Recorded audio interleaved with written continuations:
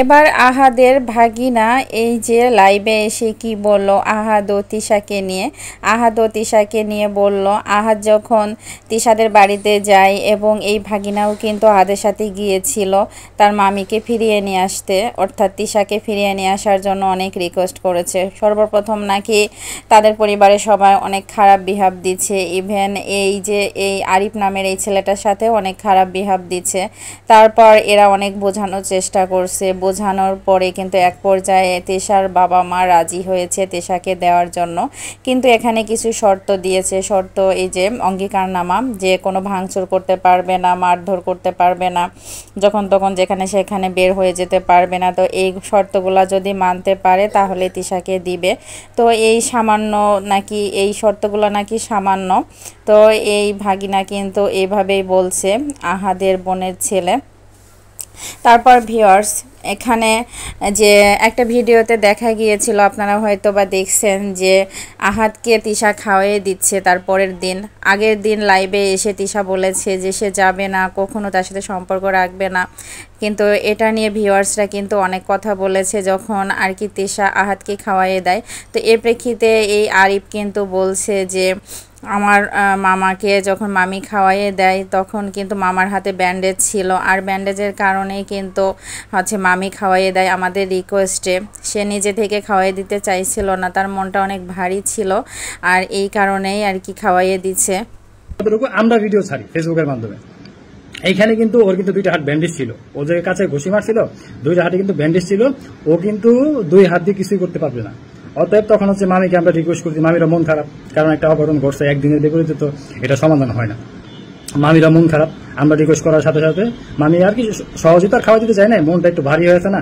পরে এক সময় আমি হচ্ছে ওর হাতের অবস্থা দেখা মামি ওকে একটু খাওয়া দিয়েছে। ওই ভিডিওটা আপনারা দেখছেন, ওইটা নিয়ে বলতেছেন যে আগের দিন বললো হচ্ছে যে যাবে না, বাসায় আসবে না, আমিও চলে যাব না, কালকে হচ্ছে এত পীড়িত এত দরদ, এটা কিন্তু আপনারা বলছেন, অনেকে কমেন্ট করে বলছেন, কিন্তু আপনারা কিন্তু বিষয়টা ক্লিয়ার না। পরে আমরা নানা নানিকে অনেক রিকোয়েস্ট করলাম, রিকোয়েস্ট এসেছে, নানা নানি একটা শর্ত দিল। এটা শর্তটা খুব ভালো, অ্যাজ এ বাবা মা হিসেবে এই শর্তটা দেওয়াটা খুবই সুন্দর হয়েছে আমরা মনে করি, যেটা আখিমামির আব্বা আম্মা করতে পারতো। যেমন আখিমামি কি করছে বলে এখানে একটু অ্যাড করি, আমরা কিন্তু বাসায় যে আখিমামির আব্বারে এবং কাউরে কিন্তু একসাথে পাই নাই, আর এখানে একটা ভালো পরিবেশও ছিল না। ওইখানে যাওয়ার সাথে আমাদের কিন্তু অপমান, আখিমামির মা ডিরেক্ট অপমান। ভিডিওতে কিন্তু আপনারা পুরোপুরি দেখেন না, কিন্তু আমাকে ডিরেক্ট অপমান, দরজা লাগাই দিয়েছে, আমাকে বকতেছে, আমার নামে মামলা করবে, হ্যান ত্যান আবি যাবি, অনেক কিছু বলছে, আমার অনেক কিছু বলছে। আমি শুধু অবাক হয়েছে যে ওনারা কি আমাকে চিনে না, আমি কেমন ছেলে, এটা আমি অবাক হয়েছি। কিন্তু এটা বিপরীত দিয়েছে তিশা মামির বাসায় এসে নানা নানি আমাদের যে একটা সম্মান করছে আর আমাদের কথাটা যতটুকু রেসপেক্ট নিচ্ছে, যতটুকু কথাটুকু রাখছে, এটা আমরা অনেক খুশি। কারণ আমাদের এই কথাটা ভিত্তি করে নানা নানি ছোট একটা শর্ত দিয়েছে, এটা যে বাবা মা হিসেবে শর্তটা দিচ্ছে, এটা আমাদের ভালো লাগছে।